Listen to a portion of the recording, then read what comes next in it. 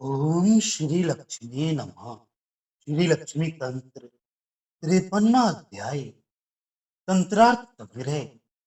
क्रियापात अर्थ संग्रह। श्री ने कहा, हे पुरंदर, अब संक्षेप में आगमस्त क्रियापात कहती हूँ। साधक बाहरी तथा भीतरी मंत्रों से रहित होकर शास्त्रीय विधि के अनुसार स्नान कर किसी एकांत स्थान में जाकर सर्वप्रथम स्थान शुद्धि करे। तदनंतर ज्ञान मानस भावना से भूत शुद्धि करे। जो 8 प्रकृतियां कही गई हैं, उनके स्थूल और सूक्ष्म रूप से दो भेद हो जाते हैं। जो स्थान चक्षु से गोचर हो, उसे स्थूल कहा जाता है।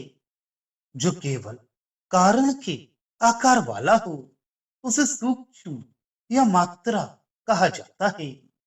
इस प्रकार स्थूल और सूक्ष्म के भेद से उस प्रकृति के 16 भेद हो जाते हैं। उसमें विषय, इंद्रिय और वृत्तियों का सन्निवेश करे।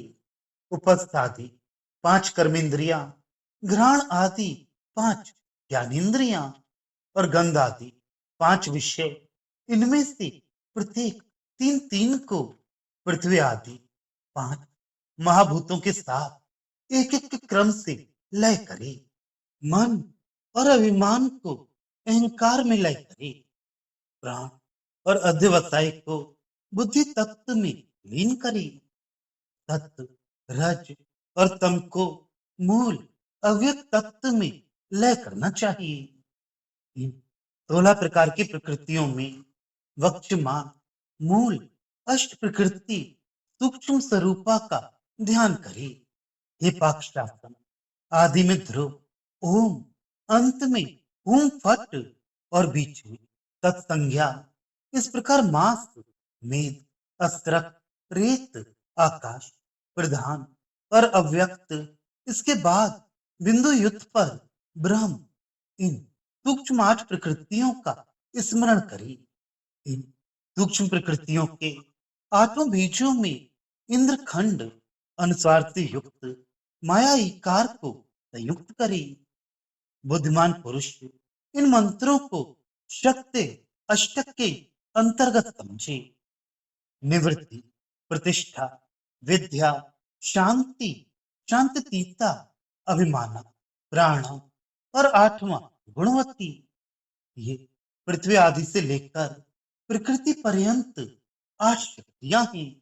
इनका स्मरण करें। वहीं उन बीजाष्टकों में वही राह माया ई, उस पर अर्चन श्री को संयुक्त कर निष्पन्न मंत्रों को अधिष्ठात्री देवता के रूप में समझे।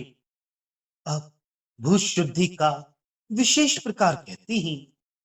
सहस्त्रों कालाग्नि के समान आवा वाली निर्धूम एवं अंगार के समान दहकती हुई मेरा ध्यान कर मेरे मुख से निकली हुई अग्नि से उस पृथ्वी तत्व को जला दे। 10,000 सोम के समान शीतल जल से उसका सिंचन करे। इस प्रकार स्थान शुद्धि की जाती है। अब भूत शुद्धि का प्रकार सुनिए।